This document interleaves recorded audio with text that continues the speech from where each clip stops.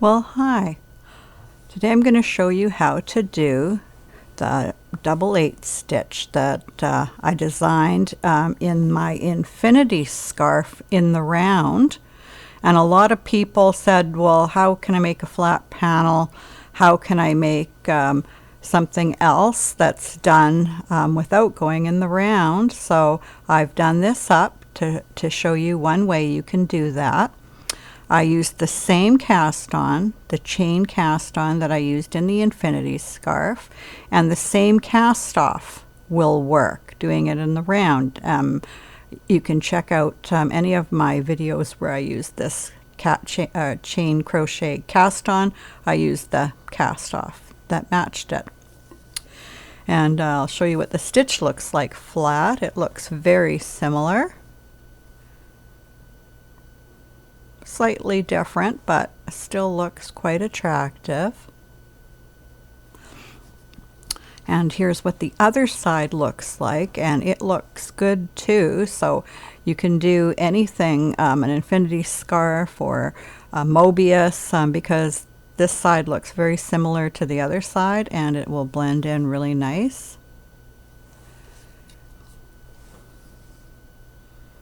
So that's what it looks like. And the yarn is a number 3 yarn. It's Mary Maxim Prism yarn. I'm not sure what the color is, but it's the one that's all the shades of pink and purple. And I'm on a 5/8 inch gauge loom. So this is what it looks like if you want to make a thinner lacy summer scarf or shawl. If you use a heavier yarn like the Charisma I used in the infinity scarf, you'll get a thicker fabric. And then take a look at the edges that I did, because that's what I'm going to show you how to do. You do the stitch the same way, going back and forth, and my other video already shows you how to do the stitch. It's just the edge you would need to know, because that's what'll be hard on such a long stitch. What kind of edge can you do? You don't have big long hanging strings. So it'll be easier to turn it this way. So here's the one that I designed for this. So what you've got is braids and then a little bit of a drop stitch, braids, a little bit of a drop stitch, braids, a little bit of a drop stitch, braids, a little bit of a drop stitch. And what that does is it really echoes what you see already in the shawl, and so it matches it perfectly. And it's very easy to do. No purls at all were used. Okay, so when you come to the edge and you've just been doing your stitch all the way along and then you've ended here, and so what are you going to do now? Well, this is what I should have told you. You need 2 pegs for each end. So you can use any amount of pegs, but your ends will have 2 pegs each. Two pegs, 2 pegs for the end. So I've marked it. I've put an orange marker here and the black marker to show these 2 pegs will always be wrapped together. And then over here I got 2 markers on here to show these 2 pegs will always be wrapped together.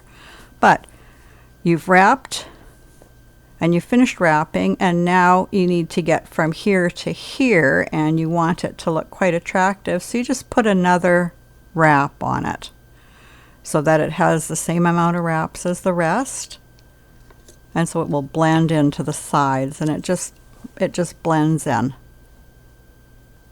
Okay, so you just put another stitch on there, and then you go over these 2. So you take the working yarn, put this close, go over these 2, and then just knit over both of them like that. And then you wrap behind, go over them again, wrap it again. And then behind them, over it again, wrap it again.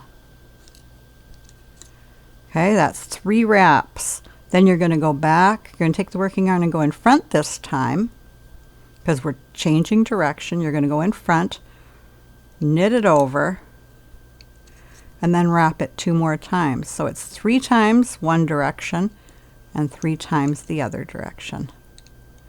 to turn around. So behind and in front. I call this my 2-peg edge, and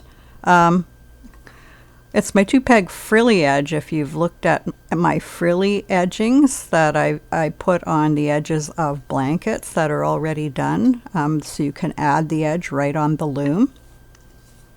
And there's what you get. You get this whoop, braided look right here from doing that. And later you'll get the drop, a bit of a drop will just occur naturally. So that's all you do. And then from here, you just need to go back in your stitch. So you just give it a wrap.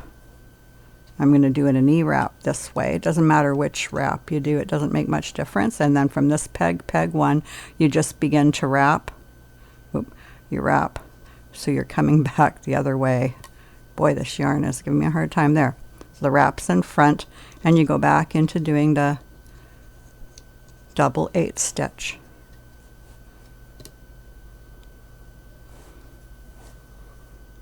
So there's the first wrap on the 2 pegs. And there. Now your yarn is here, and then you wrap these 2 pegs, and you just keep going and doing your figure 8 stitch, and this is what you'll get. So I hope that helps. If you do, when you do a flat panel, it's pretty easy. You just make sure the peg before the last peg gets an extra stitch so it's not too loose here right in by the edge, and then this edge will give you this look with a braided look, a bit of a drop stitch braided, bit of a drop stitch braided, and it works fine. As you see, this is nice and flat, lays flat, doesn't need any purls. I haven't even stretched out the stitches yet, but I'll stretch them out so you'll see what it looks like at the end after you've stretched this out. And there, I give you a very, very lacy shawl. You can use a wide gauge loom with the number 4 yarn to get this look, or just use a bulky yarn. You'll still get a lacy look. It's just the nature of the stitch. So pretty much work on any loom, any gauge, and you can make any yarn work. So okay, until next time, we'll see you.